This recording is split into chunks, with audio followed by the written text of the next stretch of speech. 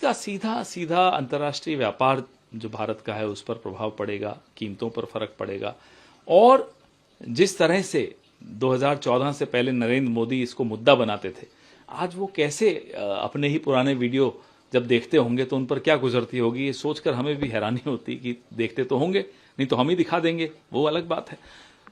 आज अर्थव्यवस्था की स्थिति ऐसी है कि सामने दिखाई दे रहा है इन्फ्लेशन बहुत ज्यादा बढ़ने वाली है।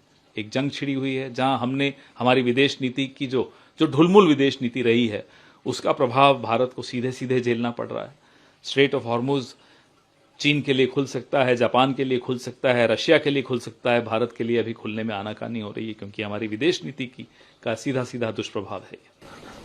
आ रहा है जो आप कह रहे हैं कि कुछ शिप तो आ रहे हैं, हालांकि उसके ऊपर क्रिटिक्स ये कह रहे हैं कि सिर्फ 1.5 दिन की ही सप्लाई है। वो तो खैर चलिए वो ठीक है, उसमें भी आपने जो उनके सेलर्स रोक रखे थे उनको छोड़ा, तब जाकर उन्होंने वो शिप्स छोड़ी।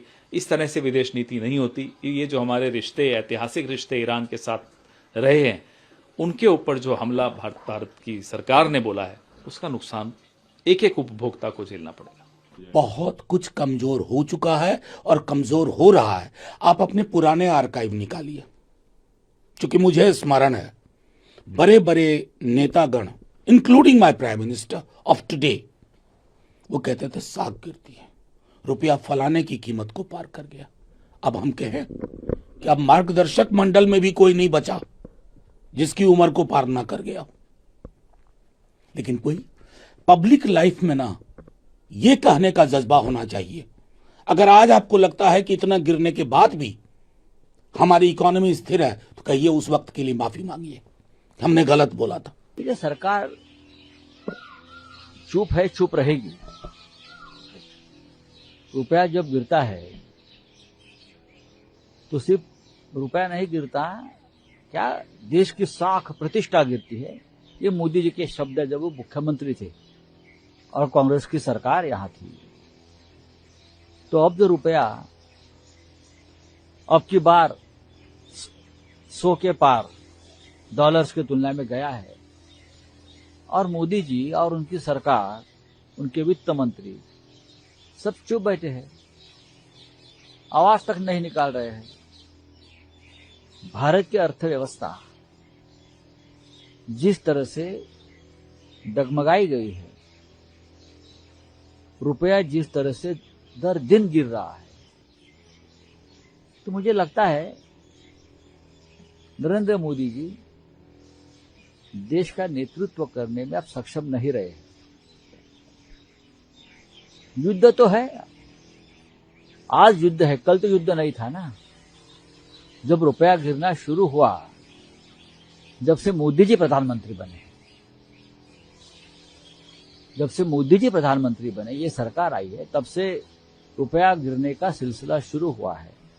मोदी जी आज भी चुनाव प्रचार में व्यस्त है, उनको रुपया की चिंता नहीं है, इतना ही मैं कहूंगा। तब क्या कहेंगे मोदी जी से? मोदी जी से इतना ही कहूंगा, मोदी जी आप झोला उठाओ और चले जाइए। ये हमारे देश की विदेश नीति पूरी तरह से फेल हो चुकी है और इस दिशा में सरकार की तरफ से किसी प्रकार का कोई सार्थक और कारगर उपाय सुधारने के लिए नहीं किया गया, जिसका परिणाम हुआ कि आज हमारे देश की मुद्रा शक्ति, purchasing power of money day by day घटती जा रही है। इसका असर हमारी अर्थव्यवस्था पर बहुत बड़े पैमाने पर पड़ेगा, हमारी खेती पर और हमारी बाजार पर और हमारी डेयरी पर, सभी क्षेत्रों में इसका प्रभाव पड़ेगा। लेकिन और जिस तरह से जल्दी जल्दी तेलों का दाम बढ़ता जा रहा है और आज तो रसोई गैस की इतनी हालत है कि लंबी लंबी लाइन, कतार, पुलिस को तैनाती की जा रही यहाँ से ये रसोई गैस वितरित होता है, सरकार की ये गलत नीतियों के कारण देश को भुगतना पड़ रहा है।